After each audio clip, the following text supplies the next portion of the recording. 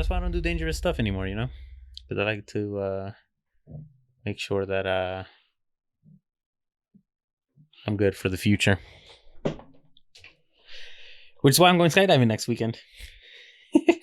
You signed up too? Yeah, man. Wait, are you really? Yeah. Wait, really? That was the segue into that steak dinner was expensive as fuck. Oh, I see what you're saying. You were saying that because the steak dinner was expensive, that you get your steak a certain way, and then you were saying, well, you get a medium rare, and that's how you don't get your chicken. And we know chickens are birds, right? But what do chickens not do? They don't fly. So what are you gonna do? You're gonna fly. Technically, you're that like raw piece of chicken that's gonna fall off the plane, but you can't fly, but you will glide. Because they do glide. Wait, do chickens glide? Either way, you're going skydiving. Yeah. 280 for 30 seconds. I don't know. Oh, okay. I just assumed. I don't know. I know we've talked about it, wanting to do it before, and we just kind of never put it into motion. So the fact that I was volunteered for it was kind of like, yeah, all right. Because I have been living a lot more cautiously lately, where like never really bought a motorcycle again. Not because I don't want to, but more I don't want payments, and then also I don't want like I'm more cautious of like the risks riding bikes take.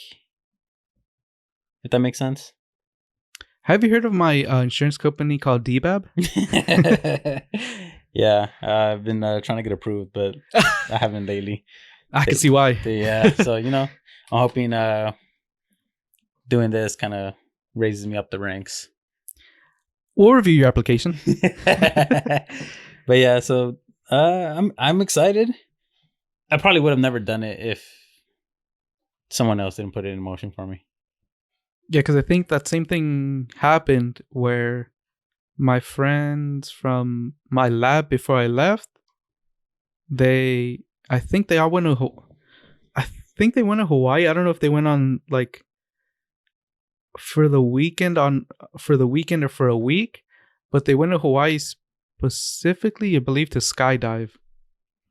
And they really went for one person because he was going through a breakup at the time with his long-term girlfriend. And a couple of the other lab mates, I'm assuming they kind of convinced him to go along, and then they went skydiving. Damn, that's so same thing. He kind of got volunteered to go where he obviously didn't want to go, but they're like, come on, let's go. You need to go. Then they took him, and they went skydiving. Oh, yeah.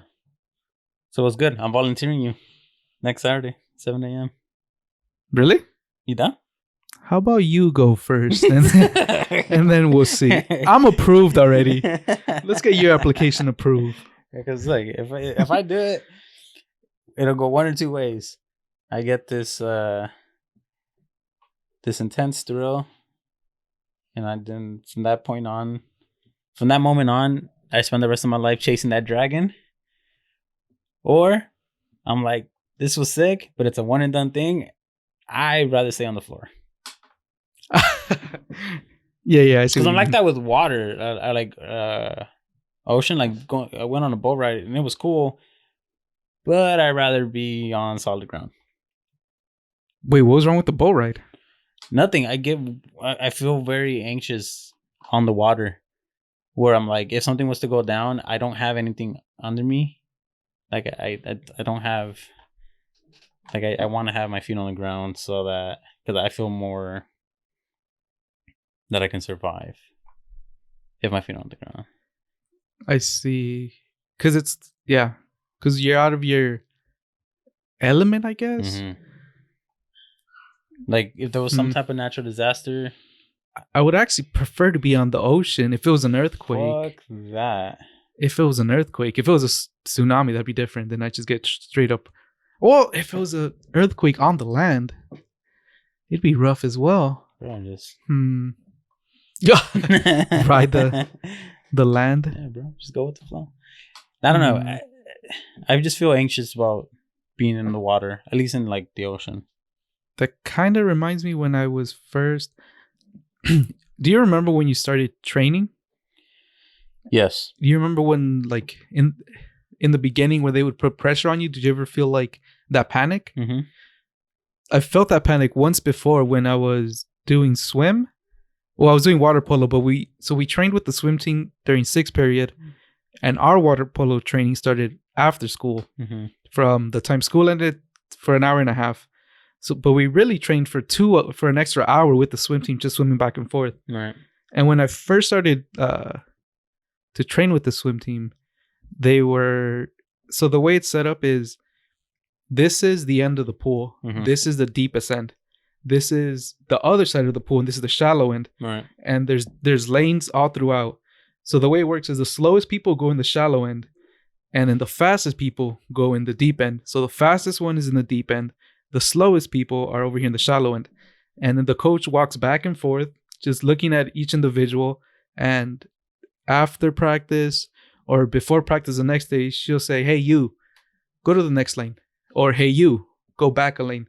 Depending on how you're performing, if she sees that you're struggling in the fast lane, she'll move you back.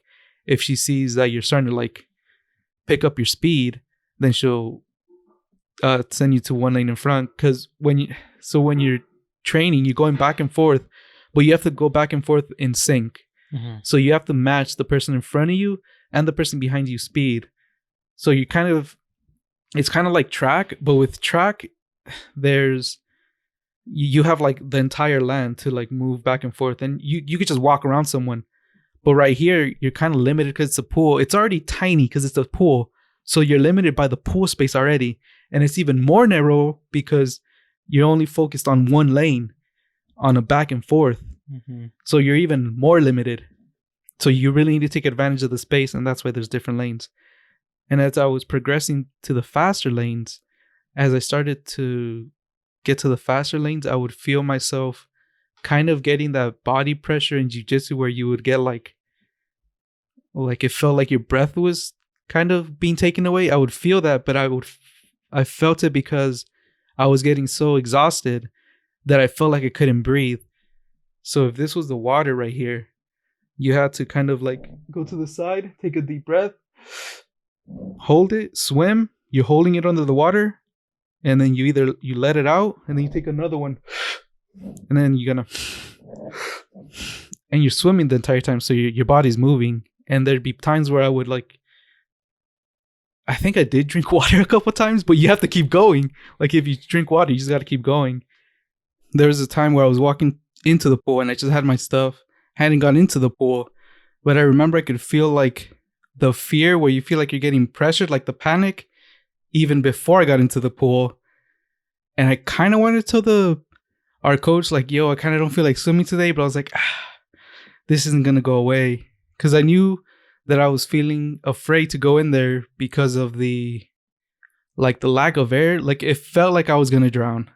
Even though I wasn't, because, again, remember, I was in the shallow end because I never got to the fast lane. I don't even think I made it halfway because I was really a water polo in the team, not in the swim team. So I wasn't taking the swim team too serious because, yeah, so I never made it too far high. So I could always stand up. I think the farthest I made it was where I think my head, I could stand up and the water was to my shoulders, which, again, it isn't that far deep because it goes even deeper. But I knew I wasn't going to drown, but it felt like I was going to drown. And when I went in the water, that, like, fear intensified. But as soon as we started training, it, like, slowly went away. To the point where, like, it was almost in a cycle. I would walk in, I would feel like that fear. I would get in the pool, that fear would intensify, and then we would train, and it would just slowly slope down. And each time it would just repeat, but, like, to a lower intensity until it eventually went away. And then till it got to the point where I was like, "Oh shit, this is kind of fun." And then it almost were like I was challenging, like, the fear, like, okay, let's see how long I can hold my breath underwater. Then it just became fun. I totally get that feeling. Yeah, but now as far as, like, the ocean, the only thing that bothers me about the ocean is, like, going in there, it's kind of not more anxious, like, I don't know what's under me in the ocean. It's like, is there a shark there? I don't know. And I think I get that feeling from like the swamps. Like whenever I think of Florida, Yeah. I think about them like just fucking alligators, crocodiles, whatever the fuck they are. You can never see them, so if you're in there, they're just gonna creep and get me from the Yeah. bottom. Ugh. Ugh. So I'd rather stay on land. But technically, you're gonna go off plane, so you technically not on land. True. But I'll be doing it with a professional. I hope. Oh, no, I'm sure. I think that's how it works. Well, guess we'll find out.